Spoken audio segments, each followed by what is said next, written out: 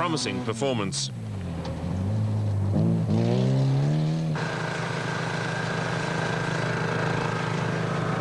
At the Longmoor Forest service point, mud seemed to be enemy number one. We caught up with Toyota ace navigator Guy Hodgson. I mean, you've been the quickest all along anyway, the whole year. And there's just no results. That's very frustrating, isn't it? Very frustrating. We've had a very, very difficult year indeed. I think we've now had 3 or 4 retirements while leading. And we've had a problem last night, a very minor off, which cost us a lot of time, again, while leading. So we're doing our job, but it's just not quite coming through at the moment. Was that a navigator fault by any chance? No, I don't think it was a navigator's error. No, I don't think so. Ah, come on, we went off the road,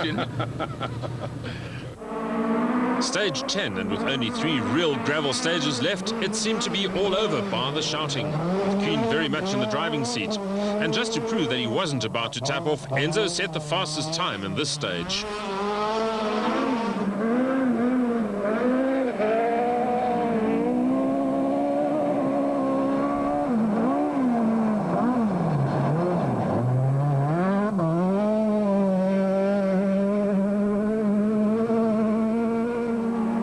Behind the 2 battling Golfs, Raider looked as if he had resigned himself to 3rd place and a class win. The puncture in stage 9 served as a reminder of how treacherous conditions were, and after the Sasol's non-finish, the Cape Townian was keen on chalking up some vital points.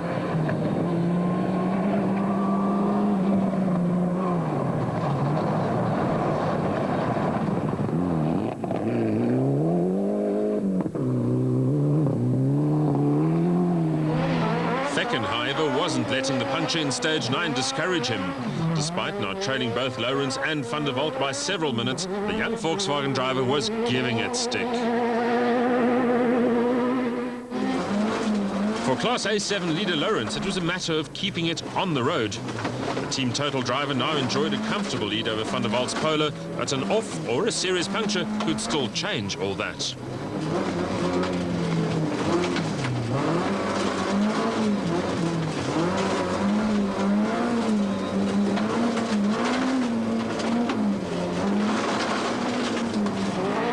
Perhaps the most committed of the top drivers at this point was Habik, still hoping to pressurize Enzo into a mistake and still chasing stage wins. But the small advantages he was eking out made little impact on Kuhn's overall lead.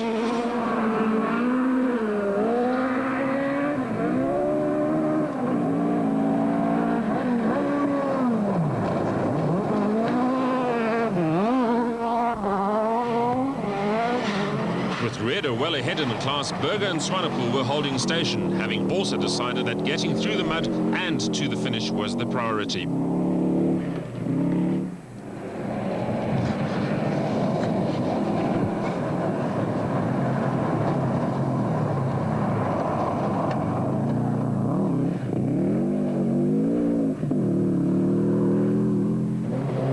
Damso and Hodgson having to tackle day 2 knowing that their 8-minute deficit on the leaders was insurmountable must have been frustrating. But a 3rd place in A8 would at least put some points in the kitty. The team total Toyota Corolla of Craig Trott and Gerard Snyman had kept it tidy for much of the event and were now leading A6 after both JP Damso and Chris de Wit had bowed out. Proving just how reliable the Volkswagen Polo players can be, privateers Krobler and Van Beek had broken into the top 10 with 5 stages to go.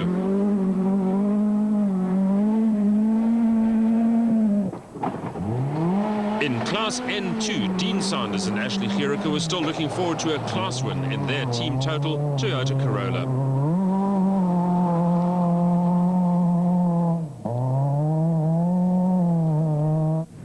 And in the Castrol Toyota Media Challenge, Top Cars Dani Buerta enjoyed a substantial lead. Although the occasional patch of sunshine seemed to promise the advent of better weather, the fog and the rain kept clinging to the high ground, and in stage 11, mud and slush were still taking their toll. Leaders Kuhn and Aris seemed untouchable in their Sasol Golf, but why was Enzo having to work so hard to keep the Volkswagen on the road?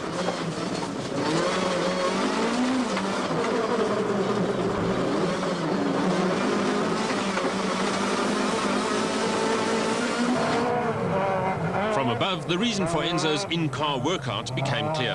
The Golf had suffered a right rear puncture.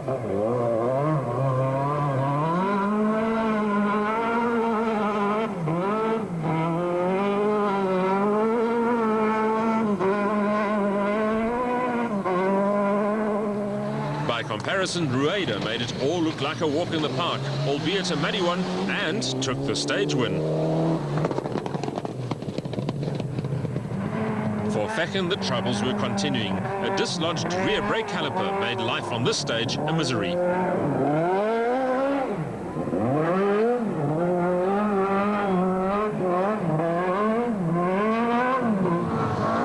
Ahead in the class, Lawrence and Vermeulen kept it clean.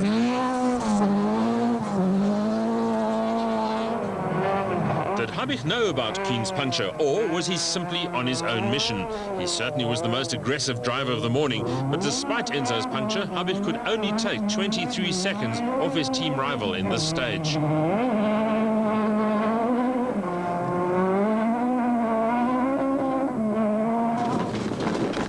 For Berger, the rocky terrain on the early part of the stage must have been reminiscent of the conditions he encountered during his successful Africa Rally Championship campaign in 2001.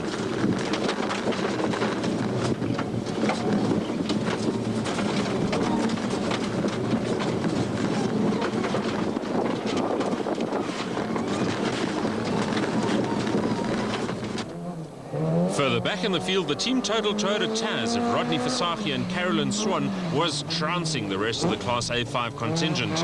Versace was delighted with what he described as a flawless car.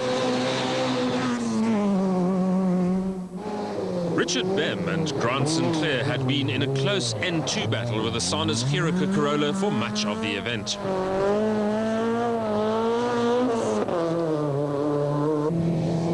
Rus in the Works A5 Volkswagen City Golf seemed set for another good finish, although out of touch with class leader Versace.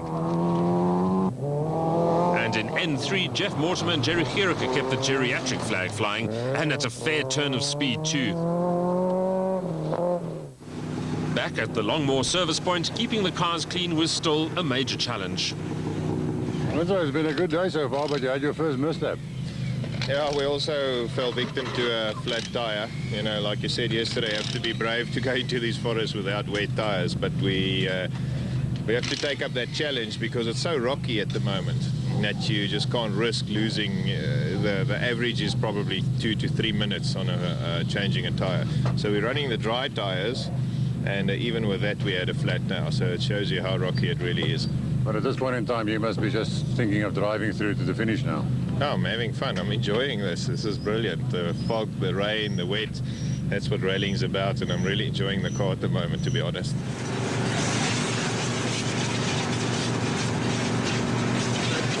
But I know you just lost too much time in that first stage this morning. Yeah, so we lost over about a minute 30, a minute 34 to Enzo, and Yanni took about same. So now it's just too much. We're taking a bit of time off him, but not enough. We're taking ones and twos, so we're back to third, and that's where we are. How long far did you have to go with the flat wheel? 16 Ks. We had a puncture in at about 8.5. So yeah, 16 Ks. It was a left front, so you can't turn. It's horrible.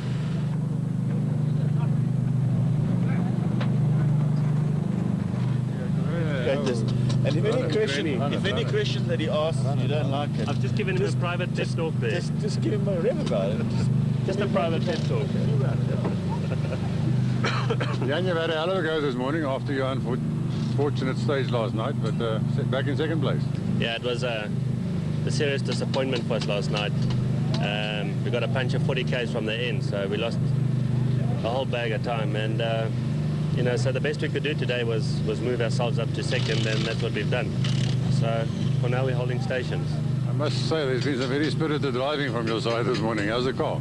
Oh, the car's behaving very well, apart from the puncture we had. The muddy conditions are pretty tricky, so we tend to go a little bit wide now and then, but apart from that, it's going very well. The last gravel stage of the day was bathed in welcome sunshine, although it came too late to make much of a difference to the wet conditions.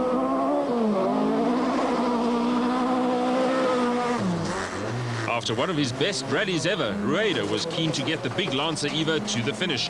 But the beast became a little disobedient in the very first corner after the start.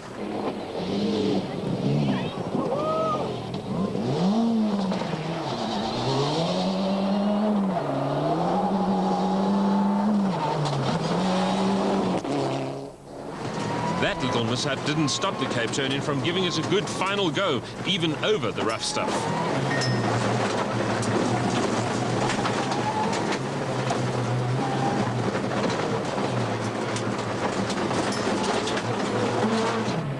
Fecken, meanwhile, could do little more than pressing on, with a deficit between him and Chart simply too much to make up.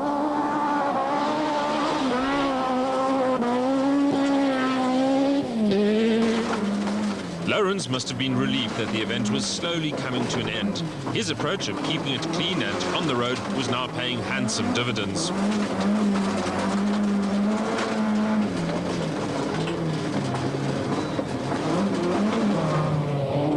On his way to yet another stage win, Habich was not about to concede defeat.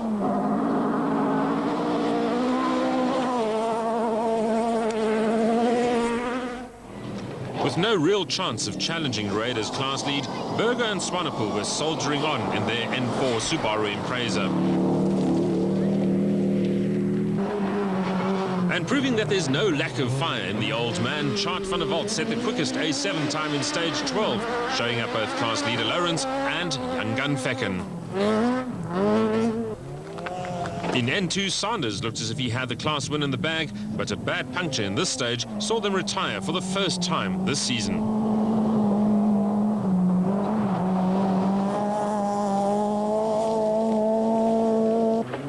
That left Bem and Sinclair in the Class N2 lead with nobody else to challenge them.